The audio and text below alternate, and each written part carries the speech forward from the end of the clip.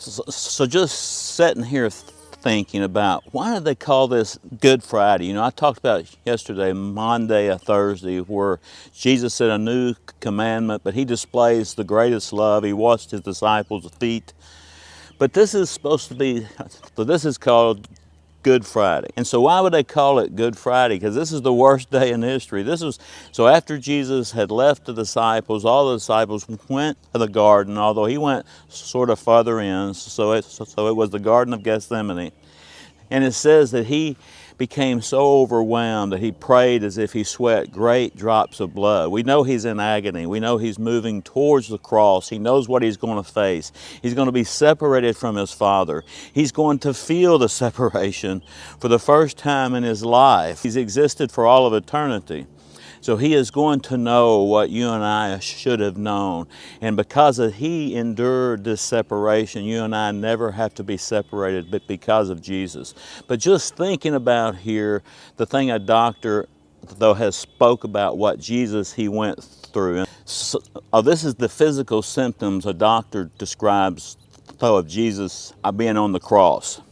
So Jesus experienced hours of searing pain, where torn tissue, the tissue was torn, his back was lacerated, so he had to move up and down against the back. His back had been lacerated, so he's on the cross. You can imagine moving up and down. But after that, another agony starts, a terrible crushing pain that's in his chest as the pericardium slowly fills up with serum and it begins to compress the heart. It's now almost over. The loss of tissue fluids has reached a critical level. The compressed heart is struggling to pump heavy, thick, sluggish blood into the tissue. The tortured lungs are making frantic effort to grasp just any small amount of air. The body of Jesus is now in the extremis. He can feel the chill of death. It's creeping through his tissues. This realization brings out a little more of a torture or a whisper. And then he says this, "It is finished."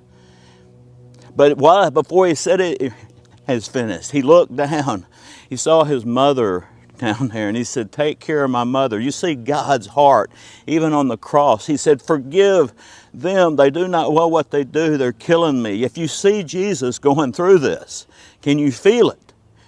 Can you see the extreme love he had? He laid down his life. They did not take it. Anyway, he goes on here further. Finally, he can allow his body to die. With one last surge of strength, he once again presses his torn feet against nails, straightening his legs, taking a deeper breath, and utters this last sort of cry, "Father, into your hands I commit my spirit." So just think about what Jesus he went through. This is Good Friday. How can it be so good? Well, there was a lot of things happening. You see his love on the cross. You see God's heart on the cross. You see God laying down his life. It is good because it became from a tragedy, from the worst moment in history, it became good for us. It became Good Friday because it restored our fellowship. He restored it. That's why it's called Good Friday, because he's restoring us.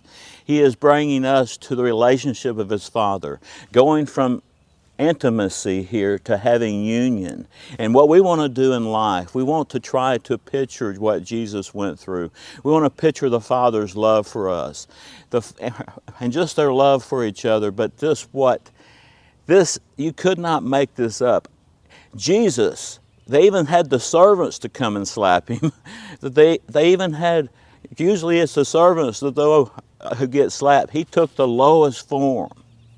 He died for you. And he made a way. He conquered death, a hell in the grave. That's why it's called a Good Friday.